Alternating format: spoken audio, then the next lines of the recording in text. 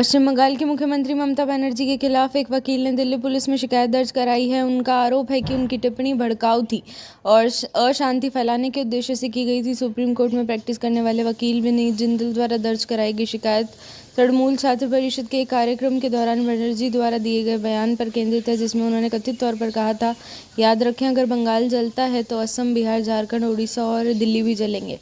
जिंदल ने तर्क दिया कि बनर्जी का बयान भड़काऊ था, संभावित रूप से क्षेत्रीय घृणा और दुश्मनी को भड़काने वाला था और इस तरह राष्ट्रीय सद्भाव और सार्वजनिक व्यवस्था के लिए खतरा था। उन्होंने तर्क दिया कि मुख्यमंत्री के रूप में बनर्जी के शब्दों का काफ़ी वजन है, जो कथित टिप्पणियों को विशेष रूप से खतरनाक बनाता है। शिकायतकर्ता ने कहा कि उनके बयान की भड़काऊ और उत्तेजक प्रकृति को देखते हुए उसका उद्देश्य भारत के लोगों के बीच वैमनस्य पैदा करना और घृणा और दुश्मनी को बढ़ावा देना है, क्योंकि उन्होंने अपने बयान में दिल्ली का नाम राज्यों में से एक के रूप में उल्लेख किया है। मैं दिल्ली का निवासी होने के नाते सम्मानपूर्वक अनुरोध करता हूं कि ममता बनर्जी के खिलाफ बीएनएस की धारा 152, 153, 192 और 353 के तहत प्राथमिकी दर्ज की जाए। ये अपराध संज्ञेय और गंभीर प्रकृति के हैं।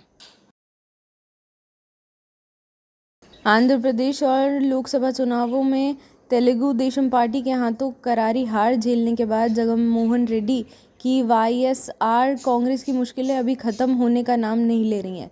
वाईएसआरसीपी के दो मौजूदा राज्यसभा सांसदों वीड़ा मस्तन राव और मोपीदेवी वेंकटरमण राव ने राज्यसभा में सभापति जगदीप धनखड़ से मुलाकात के बाद सदन की सदस्यता से इस्तीफा दे दिया। राज्यसभा सचिवालय के सूत्रों ने बताया कि इस्तीफा स्वीकार कर लिया गया है।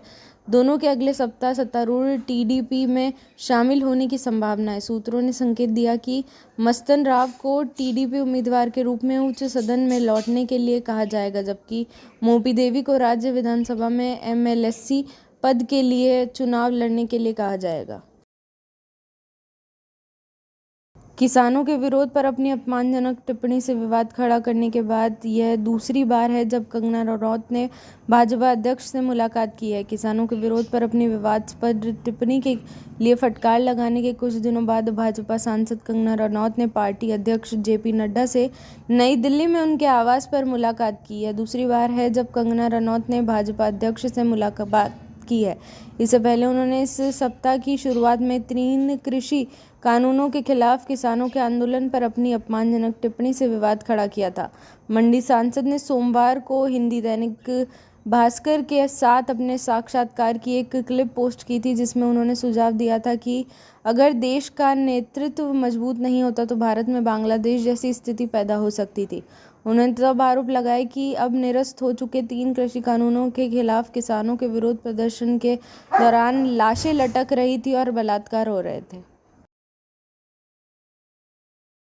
असम विधानसभा ने गुरुवार को एक विधेयक पारित किया जो राज्य में मुस्लिम विवाह और तलाक के पंजीकरण को अनिवार्य बनाता है। मुख्यमंत्री हिमंत बिस्वा शर्मा ने कहा कि विधेयक असम अनिवार्य मुस्लिम विवाह और तलाक पंजीकरण विधेयक 2024 का उद्देश्य युवा लड़कियों के जीवन की गुणवत्ता में सुधार करना है। राजस्व और आपदा प्रबंधन मंत्री जोगेन मोहन ने मंगलवार को असम अनिवार्य मुस्लिम विवाह और तलाक पंजीकरण विधेयक 2024 पेश किया। असम ने इस नए कानून को लागू होने से बाल विवाह पंजीकरण पर पूरी तरह से प्रतिबंध लगा जाएगा। प्रश्नों का उत्तर देते हुए शर्मा ने कहा कि काजियों द्वारा किए गए सभी पहले के विवाह पंजीकरण वैध रहेंगे और केवल नए विवाही कानून के दायरे में आएंगे।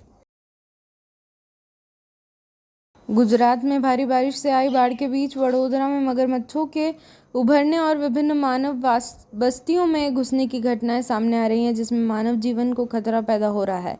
गुरुवार को शहर के अकोटा स्टेडियम इलाके में एक घर की छत पर आराम करते हुए एक मगरमच्छ को देखा गया। अपने पड़ोस में मगरमच्छ को देखकर निवासी दहशत में आ गए। गौतम अडानी ने 11.6 लाख करोड़ रुपए के साथ हुरुन इंडिया रिच लिस्ट में शीर्ष पर, मुकेश अंबानी दूसरे स्थान पर। क्रिकेट को उनके बेहतरीन निर्णय लेने की ज़रूरत है। पूर्व ऑस्ट्रेलियाई कोच ने जय शाह की आईसीसी चेयरमैन के रूप में नियुक्ति की प्रशंसा की। आईएनएस अरिघाट भारतीय नौसेना में शामिल राजनाथ सिंह ने कहा, इससे परमाणु प्रतिरोधक क्षमता बढ़ेगी। केंद्रीय मंत्री और भाजपा के राष्ट्रीय अध्यक्ष जेपी नड्डा, केंद्रीय मंत्री और भाजपा हरियाणा विधानसभा चुनाव प्रभारी धर्मेंद्र प्रधान पार्टी की केंद्रीय चुनाव समिति की बैठक के लिए दिल्ली स्थित पार्टी मुख्यालय पहुंचे।